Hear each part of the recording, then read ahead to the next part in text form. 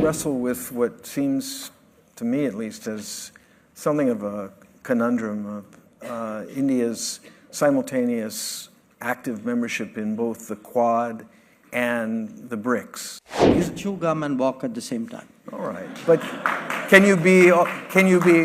It's not that we are all things to all people, we are ourselves to all people.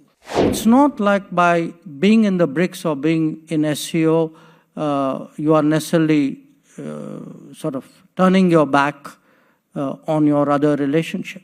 Just stepping back to the Quad, which you mentioned, and your overall remarks about the emergence of more both regionalism and multipolarity, I wrestle with what seems, to me at least, as something of a conundrum of India's simultaneous active membership in both the Quad and the BRICS, and for that matter, the Shanghai Cooperation Organization. We can chew gum and walk at the same time. All right, but can you be all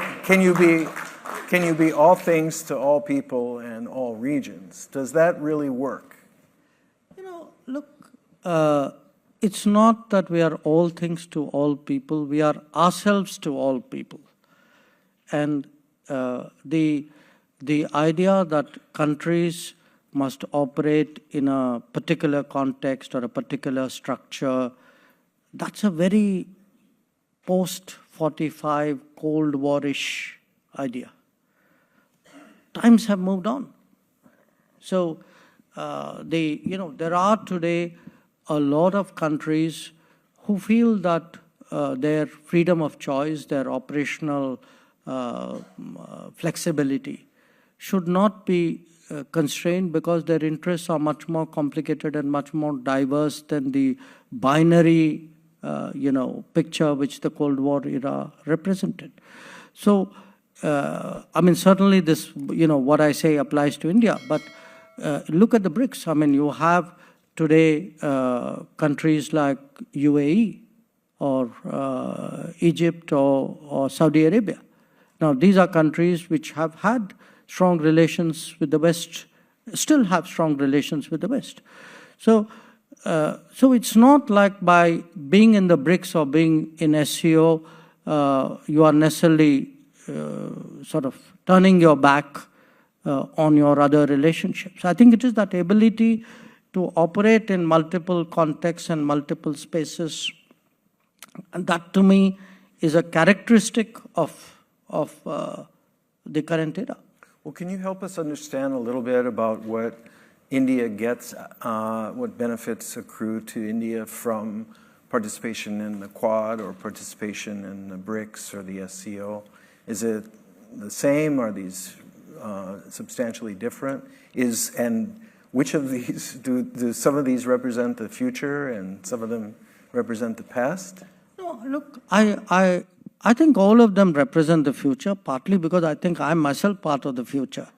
So you're kind of growing with that. I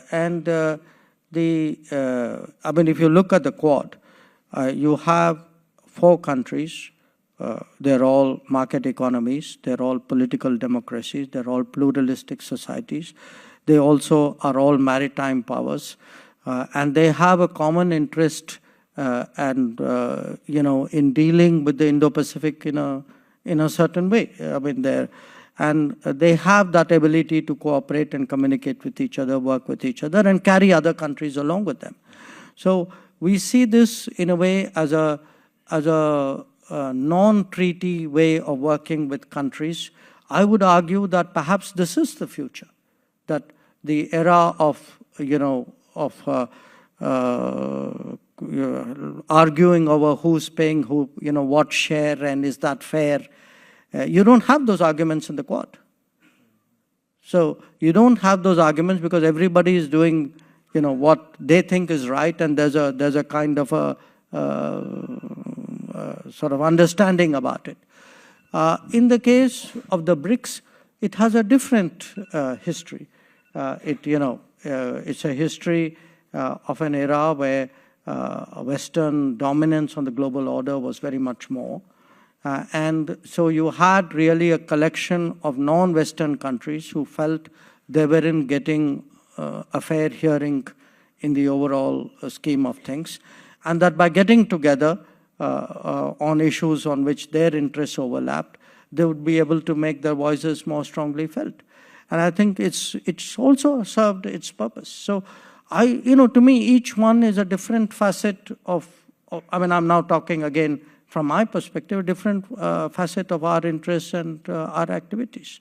So I wouldn't compare them because I think they have different histories, different composition, often different themes.